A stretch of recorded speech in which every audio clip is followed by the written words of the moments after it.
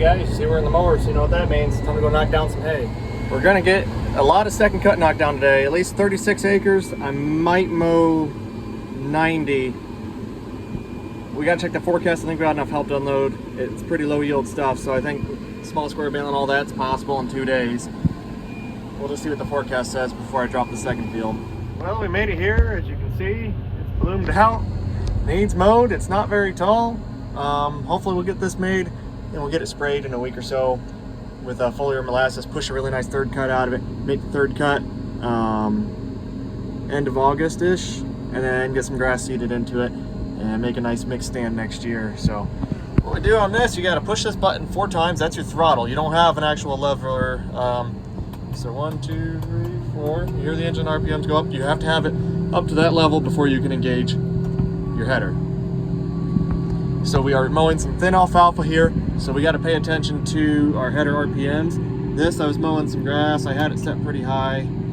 Let's bump that down. Let's try about 1400 RPMs. I like where that's at. So that tells you the RPMs you set it to. Now it's set back because I'm not touching the button. But that's how you set your speed on your header. 1 and 2 speeds are road gear, field speed, and I believe that's your header float. I don't really mess with that. Then if you plug it, you can reverse it, park and brake, simple things. Glow plugs, if you need those in the summer. I don't know where you're making hay, but you certainly ain't doing it here in Ohio. So we'll give it throttled up here and let the RPMs go down, and then we're gonna start mowing. As you can see, it's short, it's thin. There is not much out here, so this should dry down quick. It just stinks. This year's been a tough year to get hay made in the spring, and then it turns dry. It's just how it is, I guess. There's a thick spot, but otherwise there ain't much out there. If you can see in the mirrors, there's nothing here behind us. All right, field's opened up, not mowing the best, so we're gonna drop down the header RPMs a little bit more. I moved that lever right there to make the swath narrower, so it's easier to catch it all with the rake because it's gonna dry in no time. Let's try it again, I guess. Oop, you double click it, it goes to full throttle. Let's try that again. All right, 1.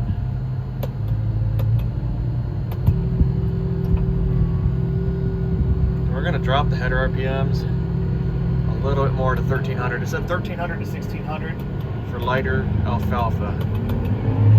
So right there, once you full throttle, it should dial back. We're gonna set it to 13.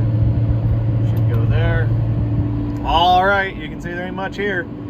Let's just hope it blows a little better now. I really hate how thin this stuff is, but it's flowering and needs mowed.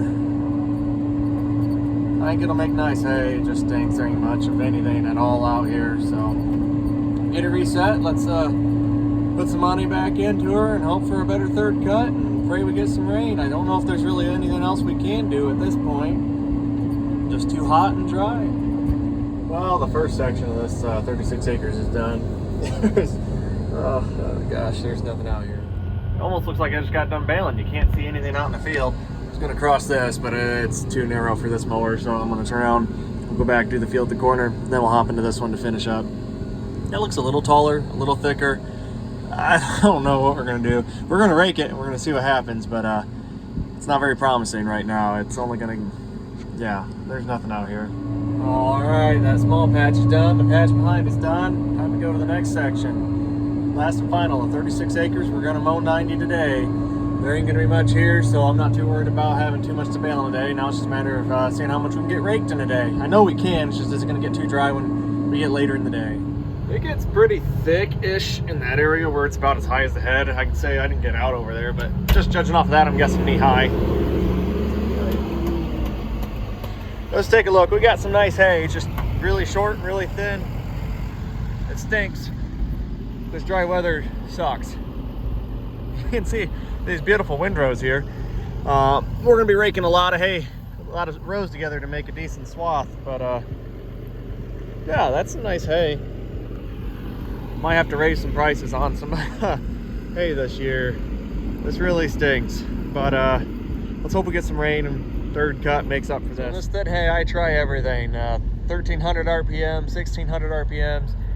Changing ground speed seems to have little to absolutely no effect on the cut quality. I cleaned out a little bit. It seems like it's some material build up there for whatever reason. Knives are on correctly.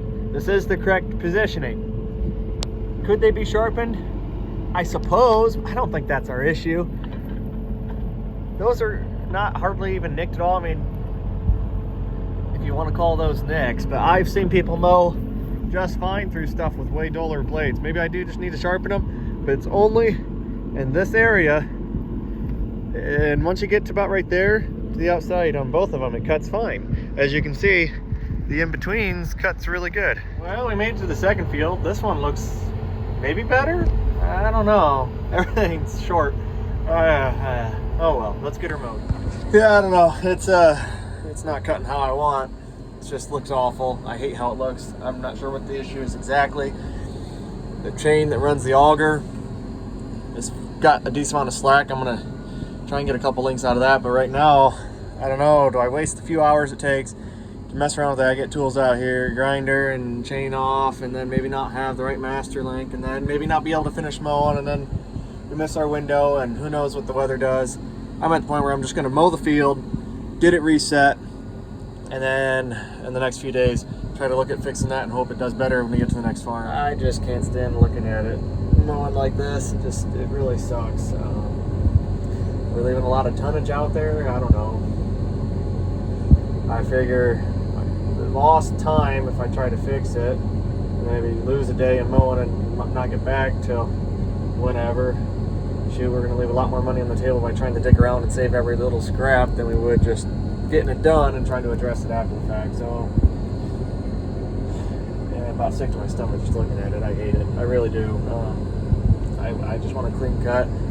It mows really good on either side, but basically the area where the crimper is, or just the windrow width, it's got poor quality cut, but it's really good on the outside 4 feet, you know, so like 10 feet, 12 feet of the 19-foot cut, it's cutting clean and perfect, and then the rest of it's cutting okay in places, not great in others. And I don't know if it's because that chain's got so much slack in it, the auger's not getting the material out, and then the material kind of sits there, and then as the turtles in front of the crimper spin, the knives might hit some of that material and then swing in and not have time to swing back out to cut. That's the only thing I can think, because no matter what I run the header at, RPM wise, it cuts poorly, and it almost cuts even worse at a lower RPM, which is what you should do in thin hay. So to me, that doesn't feel like the crimper's blowing a lot of air and blowing down the crop in front of the mower. Not to say it isn't, but I don't know. I'm just going to keep mowing and try not to look back. I'm just ready to be done.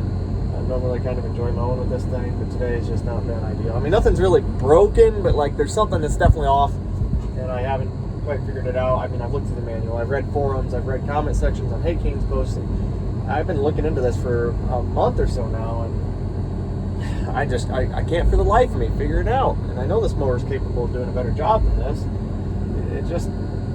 I just hate it, but I ain't pulling out the pull type to do this much acres. At least I hate using that thing. Alright, well, let's go back to mowing.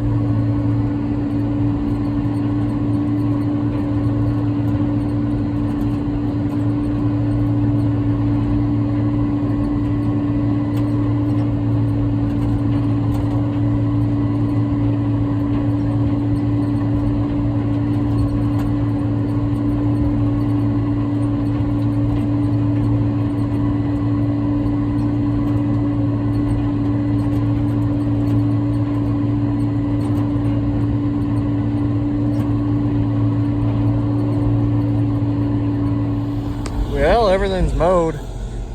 This did better, but it's still like you get into the center of the windrow, it skips just like that, and it just ticks me off. But I mean, shoot, it was mowing all right there at the end, and it's some beautiful hay.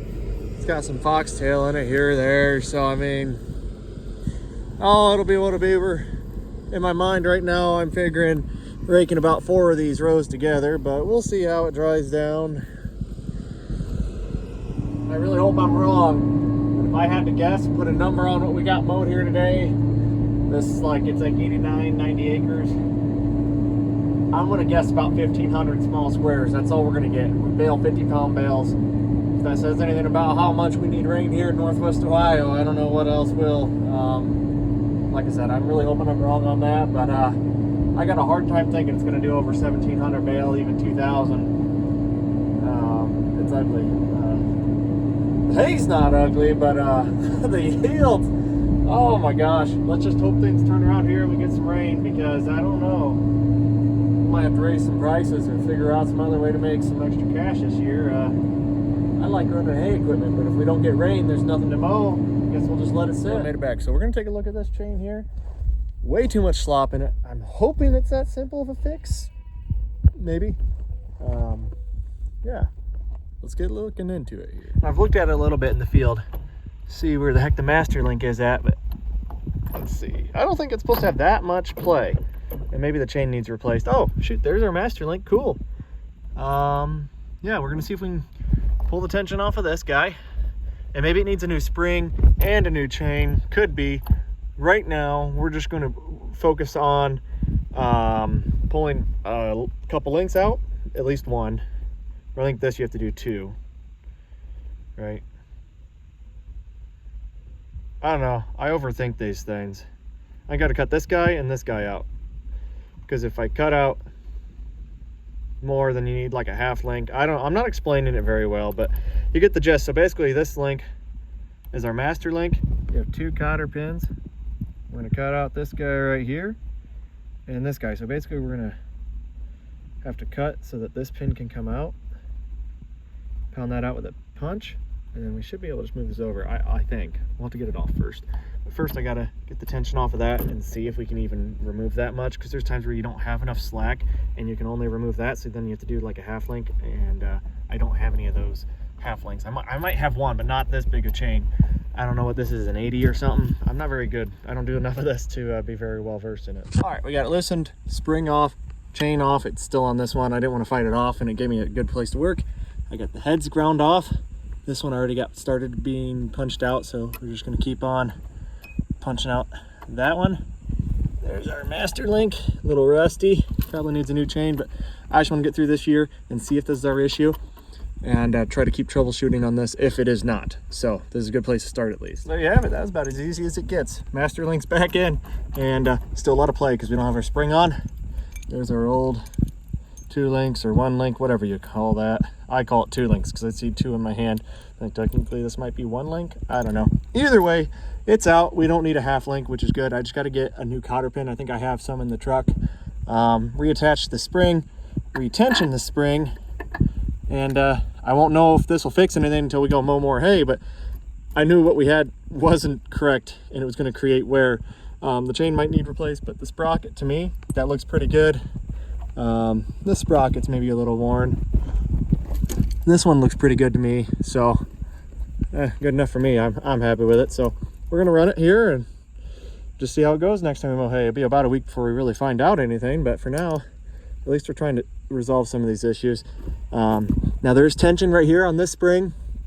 That's the crimper tension. I don't know what the correct is. I'm gonna have to go in the manual and read over that, how much tension is supposed to be on the crimper.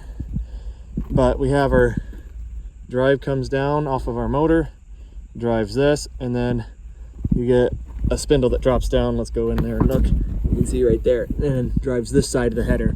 Similar thing on that side. We have a motor that drives that side of the header. I don't really know how they do the hydraulic flow on some of this, because that one is strictly just driving the header. That one has a lot more, what do you want to call it? Work to do, I guess, or at least demand on the flow of hydraulics. Somehow these 2 motors will balance out, I guess, to create the same speed through here, or maybe once one has a draw, then the other one can pick up the RPMs and carry some more of the load on the cutter bar, because I feel like that one's got to carry some more load on the cutter bar if this is carrying the entire load of running the crimpers and the auger, because you have an auger in here, which if you didn't catch that when we first looked, see that auger? That goes the whole way across, and all of that's being driven off of this motor. Granted, this motor maybe looks a little bigger than that. I think this is aftermarket. The original maybe burned up on them or something because it's different color. But yeah, I don't have any idea how they equalize the flow in those 2 motors driving each end of the cutter bar. Doesn't really make any sense to me. I'm not sure. Now, on the 7450 pull type we have, similar idea. Obviously not hydraulics, it's a PTO driven, and then has belts that are on top of the cutter. It's a pull type, center pivot. I think the 313s, they changed that and it's driven from just one side on those. I could be wrong.